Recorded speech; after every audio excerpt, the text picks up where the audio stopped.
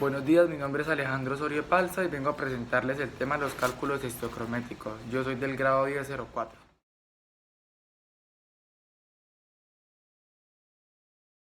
Los cálculos histocrométricos se basan en las relaciones fijas y en la combinación que hay entre las sustancias con relaciones químicas balanceadas. Estas relaciones están indicadas por los subíndices numéricos que aparecen en las fórmulas y en los coeficientes. Este tipo de fórmulas se utilizan de manera rutinaria como análisis químico.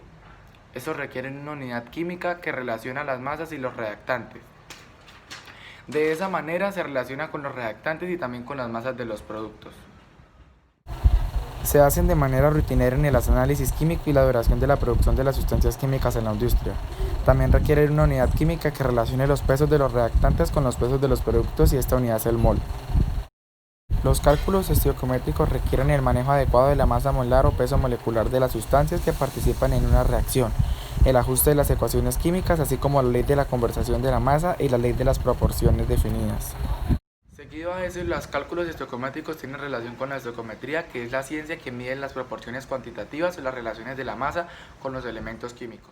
Estas relaciones se pueden deducir a partir de la teoría atómica, aunque históricamente no se enunciaron sin hacer referencia a la composición de la materia según distintas leyes y principios. Soy Diego Triana y les voy a hablar sobre los cálculos estequiométricos. Las distintas operaciones matemáticas que permiten calcular la cantidad de una sustancia que reacciona o se produce en una determinada reacción química reciben el nombre de cálculos estequiométricos. Una reacción se produce en condiciones estequiométricas cuando las cantidades de reactivos están en las proporciones idénticas o las de la ecuación química ajustada. Como ejemplo, se considera la reacción del aluminio con el oxígeno para así formar el óxido de aluminio, que se utiliza en los fuegos artificiales para conseguir las chispas plateadas. La ecuación química ajustada es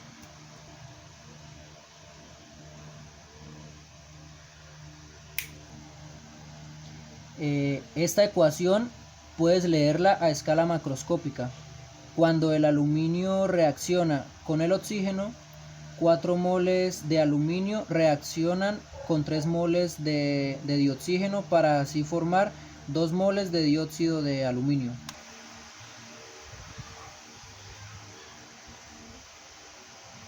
La ecuación ajustada para esta reacción puedes usarla para establecer la relación molar estequiométrica, que te permita convertir moles de aluminio en un número equivalente de moles de dioxígeno o en moles de óxido de aluminio.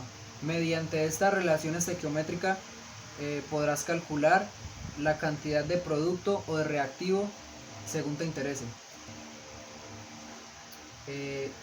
Algo importante es que los datos sobre los reactivos y los productos no se expresan normalmente en cantidad de sustancia, sino que se expresan en masa o en volumen de disolución o de un gas, y por ello es necesario seguir un procedimiento en los cálculos estequiométricos.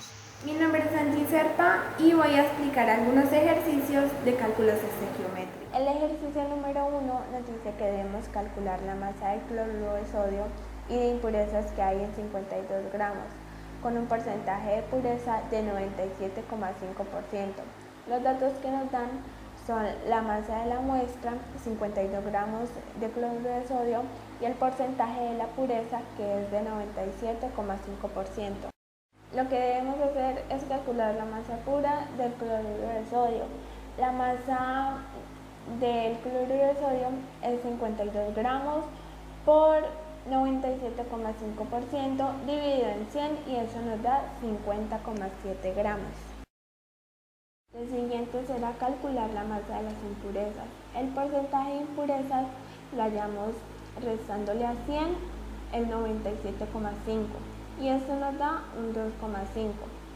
Entonces la masa de impurezas será 52 gramos por 2,5 dividido en 100, y esto nos da 1,3 gramos. Por lo tanto, de los 52 gramos de sal 50,7 gramos son cristales puros de cloruro de sodio y 1,3 gramos de impurezas. El ejercicio número 2 nos dice qué masa de oxígeno hay en 40 gramos de ácido nítrico, sabiendo que su peso molecular es de 63 gramos sobre moles y el peso atómico del oxígeno es de 16 gramos sobre moles. Los datos que nos dan son, primero, la masa del ácido nítrico, que es de 40 gramos, el peso atómico del oxígeno, que es 16 gramos sobre moles, y el peso molecular del ácido. Entonces, lo primero que debemos hacer es calcular el número de moles de ácido nítrico presentes en una masa del ácido de 40 gramos. Los 40 gramos de ácido nítrico lo multiplicamos por un mol de ácido nítrico sobre 63 gramos de ácido nítrico. Esto nos da 0,635 moles. Ahora debemos calcular el número de moles de oxígeno presentes. La fórmula del ácido nítrico nos indica que hay 3 moles de oxígeno por cada mol de ácido nítrico. Entonces, para calcular el número de moles de oxígeno presentes, debemos multiplicar 0,635 moles de ácido nítrico por 3 moles de oxígeno sobre mol de ácido nítrico. Y esto nos da 1,905 moles de oxígeno. Y por último debemos calcular la masa del oxígeno presente en 40 gramos de ácido nítrico. Esto lo hacemos multiplicando 1,905 moles de oxígeno por 16 gramos de oxígeno sobre moles de oxígeno, que esto nos da 30,48 gramos. Es decir, que los 40 gramos de ácido nítrico, 30,48 gramos se deben exclusivamente al peso de los moles de los átomos de oxígeno. Buenos días, mi nombre es Naomi Eslendi Pérez Lericit y hoy les hablaré sobre los principales cálculos, la fórmula empírica y molecular, pureza y contaminantes. Primero, ¿qué es la fórmula empírica? Es una expresión que representa la proporción más simple en la que están presentes los átomos que forman un compuesto químico, o sea, es la representación más sencilla de un compuesto. ¿Qué es una fórmula molecular? Es la que expresa el número real de átomos que forman la molécula. A diferencia de la fórmula química, es la representación convencional de los elementos que forman una molécula o compuesto químico. ¿Qué es la pureza y los contaminantes? Bueno, la pureza se denomina pureza al porcentaje efectivo de reactivos puros en la masa total.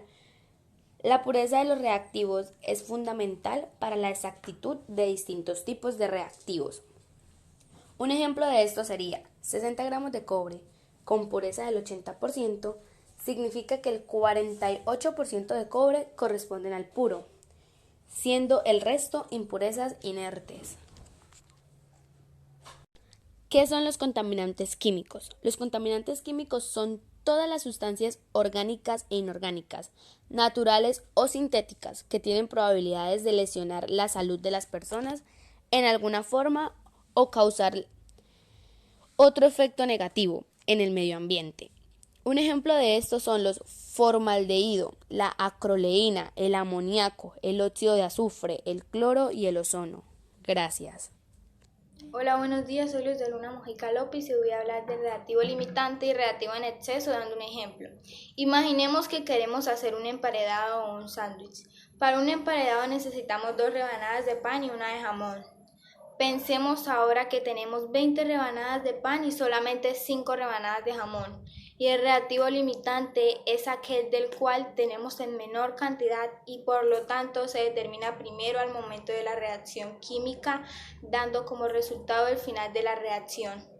Esto quiere decir que cuando se termine ya no se podrá seguir generando cierto producto. En el caso anterior, el reactivo limitante es el jamón, ya que al terminarse no se puede seguir haciendo más emparedados. En cambio, el reactivo en exceso es aquel del cual tenemos más de lo necesario para que se lleve a cabo la reacción química. En el caso de los emparedados, el reactivo en exceso son las rebanadas de pan, ya que solo se utilizaron 10 rebanadas para los 5 emparedados que se pudieron hacer. Debido a la presencia del reactivo limitante, podemos decir que las reacciones van a estar limitadas por este, por lo cual vayamos a obtener la cantidad de cierto producto, tenemos que partir del reactivo limitante para poder sacar la cantidad de producto correcta. Ahora voy a hablar sobre el rendimiento teórico y el rendimiento real.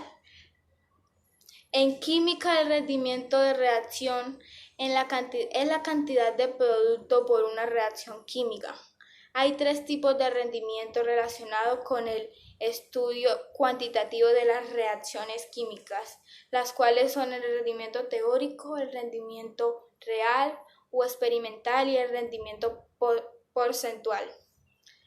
El rendimiento teórico es la máxima cantidad de producto que puede producirse en una reacción, suponiendo que el reactivo limitante se consume en su totalidad, ya que ocurre una sola reacción y se recupere totalmente el producto.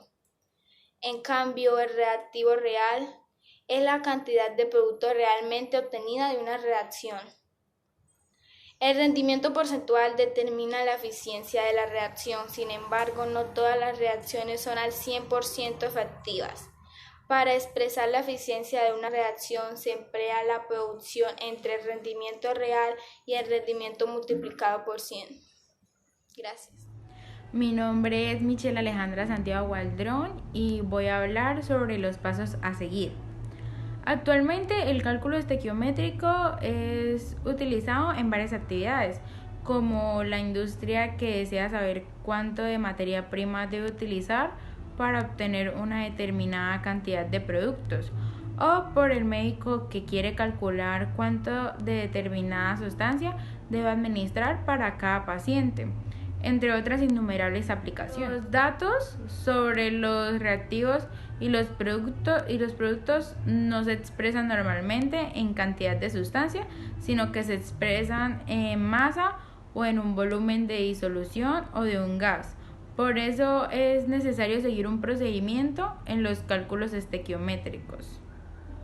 A pesar de ser un tema un poco complicado, el cálculo estequiométrico deja de ser un problema si los siguientes pasos son seguidos correctamente.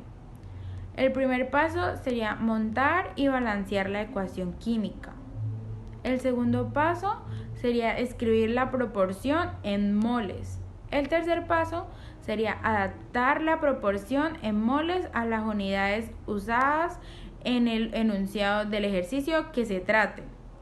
Y el cuarto paso sería efectuar la regla de 3 con los datos del ejercicio.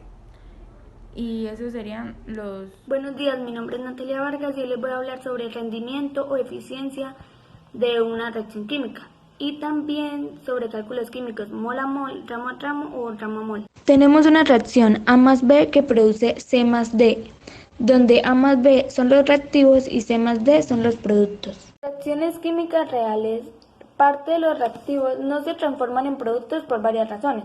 Por ejemplo, se forman reacciones secundarias, es decir, reacciones no deseadas, por la humedad, por la temperatura, por la precisión y por la estabilidad de la reacción. Es la parte de reactivos que se transforman en productos necesarios o en productos deseados. Entonces podemos calcularlo así. Entonces, el porcentaje de rendimiento será igual a el rendimiento real sobre el rendimiento teórico por 100. Entonces, el rendimiento real es el que sucede en la práctica en materia de productos que se obtiene, y el rendimiento teórico se obtiene mediante los cálculos, es decir, como si el 100% de los reactivos se transformaran en productos. El porcentaje de rendimiento se puede expresar en estas unidades. Entonces, el rendimiento real lo podemos expresar en ramos, en unidades de masa o también en mole, y lo mismo en el rendimiento teórico, por 100. Hay reacciones muy eficientes que su rendimiento oscila entre 95 y 99, casi el 100%. También hay otras reacciones que son muy ineficientes, alrededor del 1%.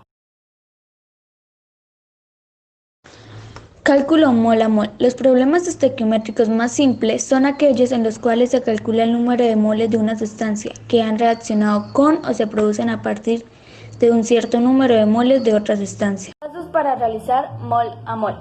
Primero, balancear la ecuación. Segundo, se ubican los datos teniendo en cuenta moles buscados y conocidos. Tercero, se aplica el método de proporción. Cuarto, se hace relación molar a través de una regla de 3.